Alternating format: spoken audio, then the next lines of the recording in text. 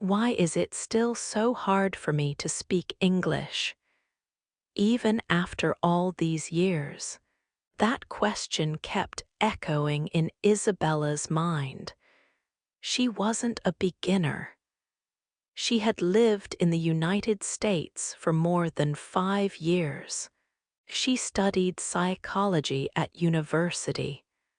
Her classes were in English, her exams were in English, and yet deep inside she felt something was missing. It wasn't that she didn't know the words. She did. But every time someone asked her something, her brain would freeze for a moment.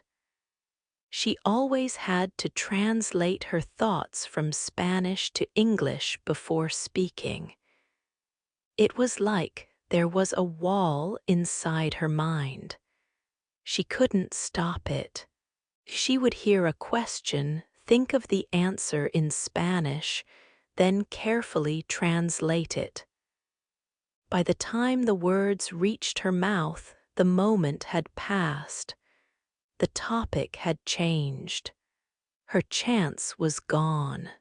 It happened again one rainy afternoon in her psychology class.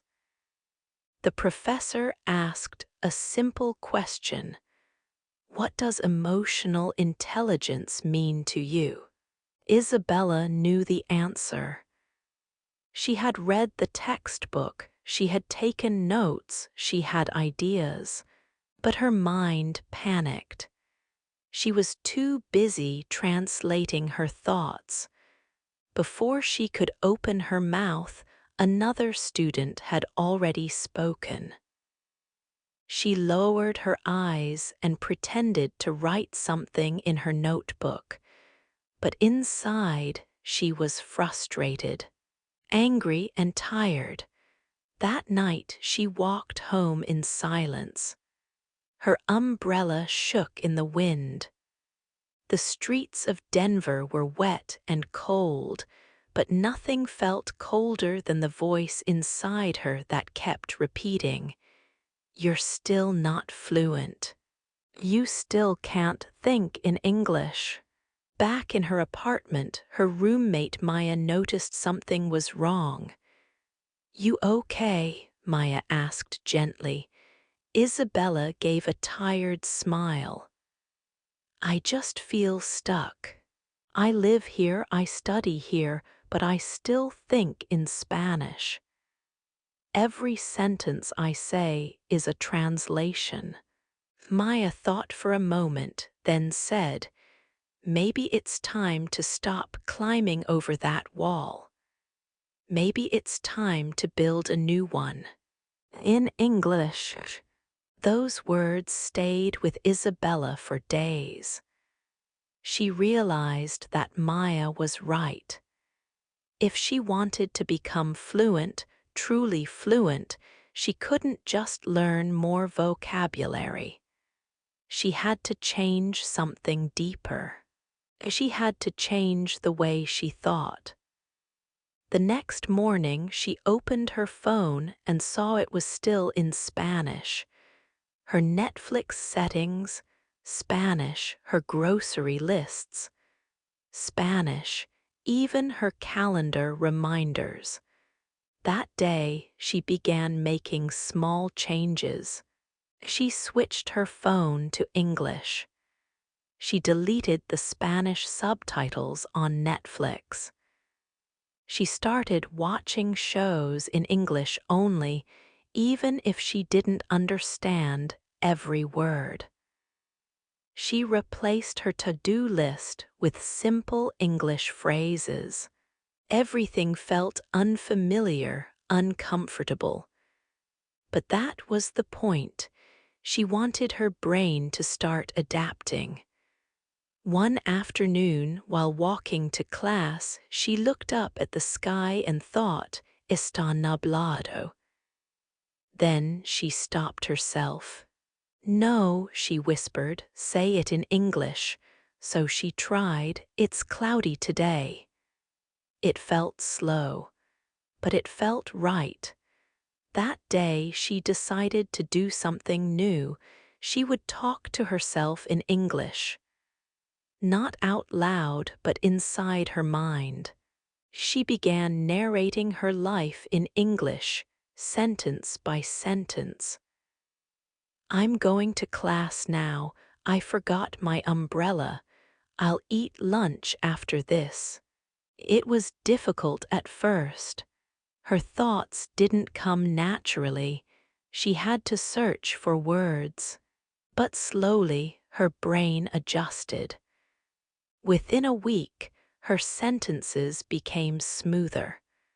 Her mind didn't reach for Spanish first. It began choosing English. She also realized that trying to think in long, complex sentences was slowing her down.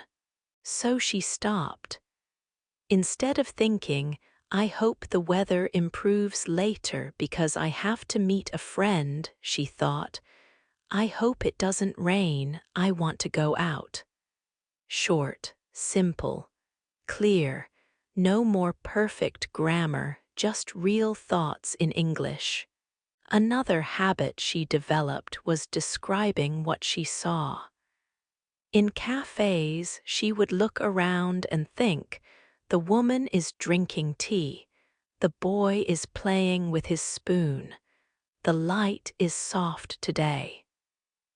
These were simple sentences, but they built something deeper.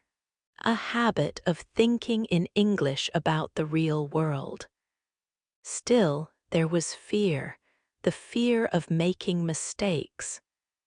Every time she spoke to someone, she worried. Was her grammar correct? Did her sentence sound strange? Was her accent too strong?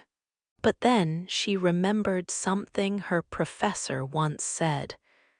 Fluency is not about being perfect.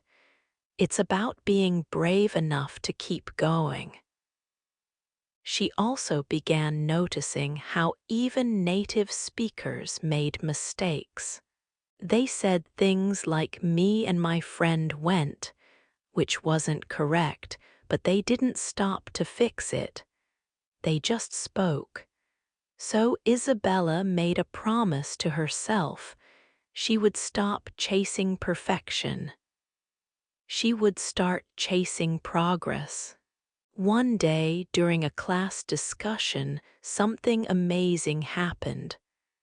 The professor asked a question, and without translating, without thinking, Isabella answered, just like that. Her sentence was natural, automatic. Her classmates nodded. Her professor smiled. Only later did she realize what had happened. It was the first time she had truly spoken from thought to mouth in English. She began keeping a small journal in English. Every night before bed, she wrote a few sentences. "I felt nervous today, but I spoke up. I made 2 mistakes, but I kept going. I'm getting better." These little reflections became her record of growth. Weeks passed. She found herself dreaming in English for the first time. She woke up with a strange feeling. The conversations in her dream had not been translated. They were natural. That morning she whispered, "My brain is changing." Her confidence grew. She volunteered to lead a group project. She gave a short speech in her public speaking class.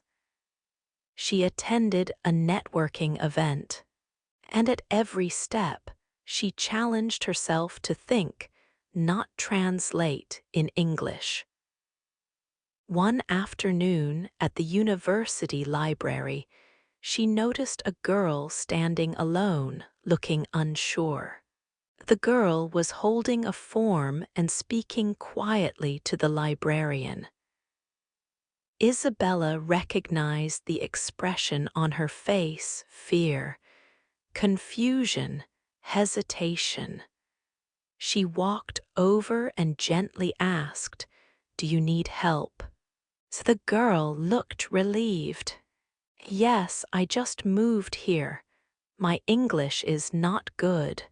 Isabella smiled. "I used to feel the same." They talked for 10 minutes. Her name was Lucia. She was from Peru.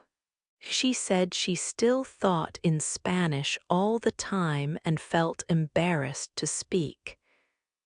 Isabella nodded. "You're not alone. I was just like you.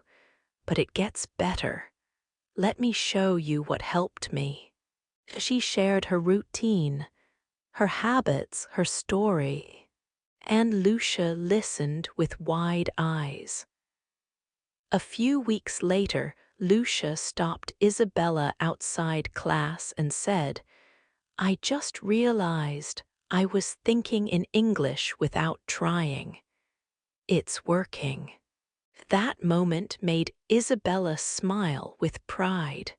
She had become the person she once needed, a guide, a friend, proof that it's possible. As time went on, Isabella began mentoring other students. She even gave a short talk at a bilingual education panel in Austin. Her voice was calm, her words clear. She shared her journey from translating in her head to dreaming in English, from fear to fluency. One evening, as she sat on a quiet bench near campus, she opened her journal. She wrote, "Thinking in English didn't erase who I am. It added a new part to me. I still love Spanish. It's the language of my childhood, my family, my heart. But now I also live in English. I dream, I plan, I grow in English, and both parts belong to me." She looked up at the sky. It was cloudy, but this time she didn't think it in Spanish. She simply whispered, "It's cloudy and I feel